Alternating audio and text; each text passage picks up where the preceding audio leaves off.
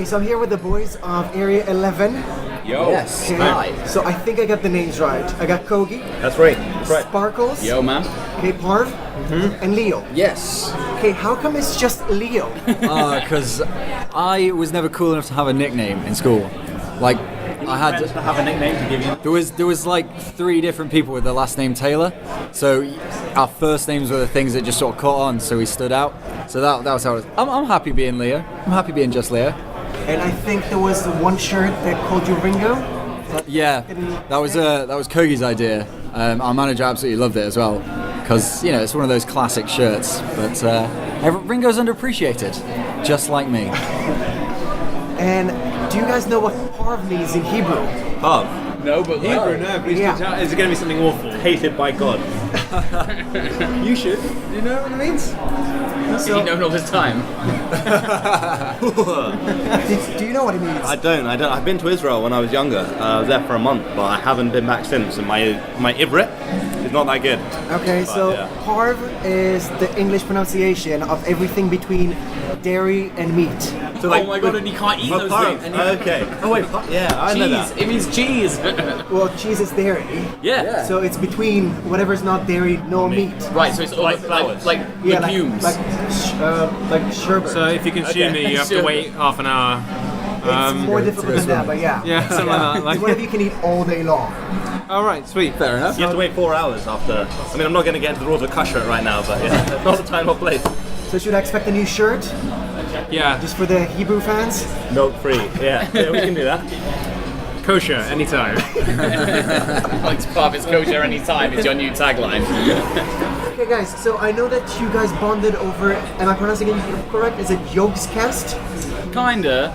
We worked for the Yogscast. They're like a UK YouTube channel, and they were kind of how we got our first step into the world of being a professional band. I guess they helped us out, and now we're independent, and we're working with Cooking Vinyl, UK record label. They were very cool, and they've helped us take our second album out, which got on the UK charts. So that's the story really. We started off just finding new avenues, new ways to get your music out there, and YouTube at the time was just a new exciting thing, and we sort of hitched a ride working with various different YouTubers, including the Yogscast. Yeah, I think at least one of you is also into gaming. this guy's I may have played a few games in my time, yes. You have a channel as well. I did have a channel on their network. I currently don't run the channel at the moment, but I had a good time on YouTube. It was a lot of fun. So Yeah. you guys are not gamers, just into anime? We watch the odd cartoon. We're all closet nerds. Some of us less closeted than others, but I mean, I used to love video games when I was up to the age of 15, and that's really when I started playing music, and they kind of took a back seat. But I'll always have a soft spot in my heart for anything Mario related. So what's the current addiction? heroin. No, sorry. It's not really an addiction. We can stop anytime. Yeah. Current addiction, probably Tinder. I'm a bit of a Tinder fiend. Yeah, I saw that you guys mix. No, it's not just Tinder though. It's all the dating apps. Oh yeah, I'm slowly. Like, it's just a different girl every week. I mean, what can you do? It's just on a plate. Someone needs to stop me. He's a pro gamer at Tinder. That's what he is. Yeah, I saw that you guys mix publishing yourselves and publishing the band through Tinder as well. Oh wow, What's working better than the other? We try and get as many Tinder dates as you can, and then you've got a crowd, right? Yeah. Exactly. If you Yeah. undersell on a show, you try and get as many dates to the show as Yeah, but possible. if you're getting one date a week, that's not really gonna get a crowd to your show. You haven't seen my profile? It's horrible. He's He downplaying. has 100 a week, and then one of them works out, and then there's a different girl every week. It's just a numbers game for him. Okay, so are you the only one getting girls to Laid. come Yes, to that's your- right. We're yet to have experienced the female form. Pleasure of the flesh. Yeah. One day, Maybe today's your lucky day, guys. I'll help you he out. keeps saying he'll share, but he never shares. He's So I'll greedy. just recommend checking for IDs if you're playing Tinder here. I do that anyway. I do it all Okay. the time. He's got it all down. The whole system. He's very prepared. Okay, Parv's a bit quiet on this matter, so Yeah, you can check IDs. do you need an introduction? Not particularly. No, I don't think so. Part of a loving relationship. Okay, so He's happily married. I'm not married. If she listens to this, we're not getting married yet. Maybe one day. Propose. okay, so we're not gonna get you into more trouble. No. Actually, one time on Facebook, I did propose to Parv's girlfriend from him. Yeah, he he did a fictitious Facebook post where he took a picture of a lady's hand with a wedding ring on it and wrote, "She said yes," and then everyone started He had congratulating. more likes on that than he's ever had on any other post ever. Yeah, for one brief moment, I felt the likes. narcissistic validation of Facebook, and then I realised it was all a sham, and I had to delete it. Okay, and your girlfriend, how did you react to that? She found it pretty funny, but yeah, she tends not to like him. Yeah. Many interesting stories that I'm not sure I can air. But, okay, so I know that the first EP that came out, all the first songs were about anime. That's right, yeah. Okay, and you dropped that. Yeah. But I know that you guys are still into anime. Yeah, Jonathan Kogan actually, he's a bit of an anime fiend. Anime Addict was Yeah. that your Twitter handle Yeah, once? anime addict. So we wrote an album called All the Lights in the Sky, and each song, bar one or two, was based upon a different Japanese cartoon, and there's some really interesting themes and narratives to explore. But after we released that album, we kind of felt we were done drawing inspiration from that world, even though we really had a great time doing it, and it opened up new concepts that we weren't necessarily written about. Going forward, it's something that we wanted to no longer do, but It wasn't even that we didn't really want to not do it. It just felt that it was starting to get, without sounding like an idiot, but it started to get really contrived to the point that we were just. There was nothing to write about. When we were doing it to begin with, we'd watched a bunch of stuff and went, oh yeah, these things are cool and we like them. But after a while, you run out of things that you've seen and you have to find things. And it just wasn't fun. We weren't having fun with it. We weren't enjoying either anime or music. So we had to ditch that and just write about things that we already knew about. Like, if you start watching stuff and you go in with we're going to write about this. It's kind of like the concepts need to earn their merit to you first before you're inspired to write. You can't have it the other way. So it just felt a little bit forced, I think, to carry on doing that for the sake of it when we had lots of other things we wanted to write about as well.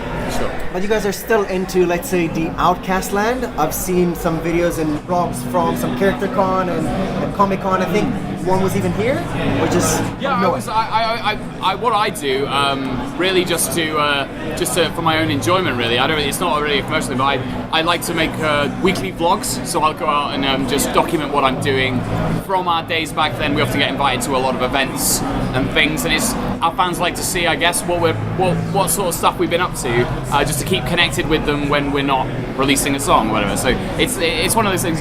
The modern world, you need to always be putting stuff out, or people forget about you in 5 minutes. You might fade away into nothingness. Oh yeah, and that's basically what it's all about. But yeah, just connecting with the fans, giving them something to watch and sort of feel involved in your life, which is why we do that. But yeah, often I try and go to as many events as I can. I actually was at the NEC a couple of weekends ago for an event because that kind of thing. So yeah, it's great. You've mentioned the online interaction with the fans. Yeah. Yet you guys have not gone through the crowd support, the crowdfunding lane. You've got your own label. We actually did. We actually did crowdfund with our second record, Modern Synthesis, but we did it in a different way. A lot of bands use Kickstarter or whatever, and you put a goal, and then when you raise the money, you get the money, you make the record. But we just did a bunch of pre-orders, so everything was kind of a long-term pre-order over maybe 6 months to a year. You could pre-order the record, And that funded the record. and that funded it. So that kind of worked better because I felt that it was people were more aware of what they were paying for and what they were getting, and it also meant that we got the funding throughout the project rather than here's all the money, go spend it. So it was more like we have this much money, so we can now record, and then. So there's not going to be a proper label for Area 11 we have- supporting other bands as well. Not that we've set up at the moment. Maybe one day, but I think we're still. Right now we're working with Cooking Vinyl, as I said, who have been great to us so far, giving us a lot of freedom to sort of just do whatever we want, and they support us through it. So we're working with those guys to take the third album, which we're working on now, out, and they did Modern Synthesis, our second record too. And I know that back in the day you describe yourself as Cajun rock. I know you stopped using that, but still I like the term, and I know that means foreigner. Yeah. So are you guys all about celebrating differences or being blind to them? Or we try to be as ignorant as possible. Has anyone ever said that? Has anyone been like, yeah, you know what, I hate different... No, don't quote that, because I don't. I'm saying... Out of context, you're I realise that. No, of course, like, what do we celebrate? We celebrate individual freedoms. We love freedom. We're big American flag waving fellas, and What are you talking about? Yes. There's no good answer. To re-answer that I question, think he had yeah. too much sugar. We celebrate differences. For sure, yeah. I mean, the whole concept to begin with was this idea of fusing together two different culturally different sounds into one, and I think that's definitely something that's worth celebrating. And it's interesting because you can create a lot of new art from taking inspiration from different people's different cultures. I think that's very important, and also it kind of feels more inclusive, which I guess you can see through our fan base, who are very varied. You know, we have very large, different demographics of people who are into what we do, and I think that's quite telling. Do you have any furry fans? I imagine that we do, yeah. I see a couple of tails every now and then. Yeah, I've seen outside. I think there's another furry some gathering outside. Yeah. I was trying to figure out if they know you guys. Well, that's my Tinder date later on. No judgment here. Safe environment. Last question. So you've mentioned the upcoming album. You're working on it. Any news that I can get about that? Well, we're in the process of kind of whittling down the demos at the moment, just sort of picking out the, I guess, the large handful of tracks that will then go into to record with a producer, hopefully, I think, which is something we've never done before. We've done everything ourselves before, so hopefully it'll bring out the best of our sound that we haven't potentially been able to do ourselves with our lack of knowledge of machinery and desks. Any songs about Tinder dates? All of them. All of them?